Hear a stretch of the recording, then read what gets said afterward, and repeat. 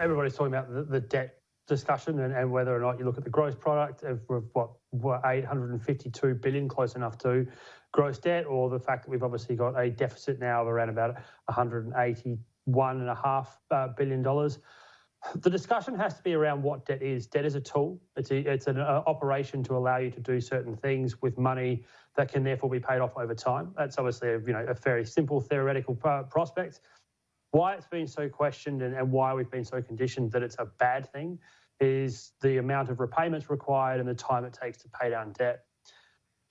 The other question also about it is whether or not you see over the coming period that we actually see rate rises. Now, having a look at what everybody's talking about, the debt's going to take at least 30 years to pay off. A 30-year government bond at the moment is at 0.9%. So it's basically negligible in terms of how much we cost to borrow, but what is it over the next 30 years as it rises? I think that's probably a little bit of a misdemeanor, because what we're also starting to see is that the possibility of rate rises over the next 5, even the next 10 years, if they do happen, will be incredibly small and very incremental. They're going to be at best probably about 100 basis points, so 1%. So that 30-year would still be about 1.9 at its absolute maximum over the next 10 years. So borrowing debt is a tool to get us through this. It is a tool to also create growth. And that also needs to be put into perspective when we look at what happened yesterday with the economic update. Debt is something that will help. It will get us through this. And if it's a tool, if used correctly, can actually be a very good economic driver. One of the big issues with the forecasts that were released by the government yesterday is they rely on a lot of variables. They had to make assumptions simply to have the projections, but in the meantime, anything can happen, especially with what's happening in Victoria. What do you see as being the market reaction to the different ways that could play out? Yeah, okay. So the market will probably look at this slightly different to probably the economics and also the political sphere. You're right to say the outlook, yesterday's numbers were, optimistic. I definitely are living in Victoria, there's probably very likely that at least 8 weeks, possibly even 10, is the most likely scenario of the lockdowns, going by how the Andrews government behaved in the first wave.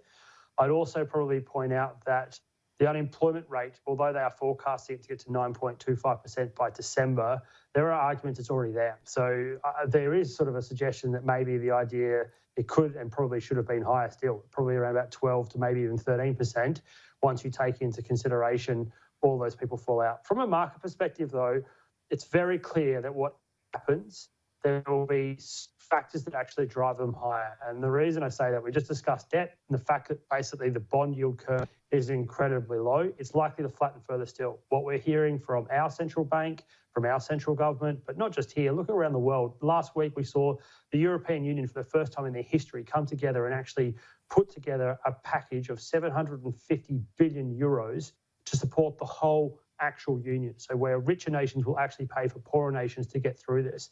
You're seeing it with the ECB, the Federal Reserve in the US are doing the same thing. We're now seeing a new $1 trillion package coming out, although it's getting a little bit stuck in the Senate from the US as well in their federal budgets. It's a whatever it takes approach. And markets have been watching this for at least basically since the March low and are running with it. If things actually got better, let's say we actually found a vaccine like we're seeing out of the University of Oxford, and all of a sudden vaccinations will start to happen towards the back end of the year. They've already also seen through May and June that the opening up of economies globally is going to create also a run on in markets as well. So I'm not trying to sort of say, absolutely it's going to gallivant along, but at the moment there's a scenario where either money will flow into the markets because there's so much stimulation to get through the coronavirus as it could possibly get worse. But as things open up, that economic expansion is also going to actually create, growth that comes through in private company earnings. So markets are a bit different to how the economics are going to play out and how you and I talk about around the health crisis, because they are actually seeing silver linings everywhere they can find them.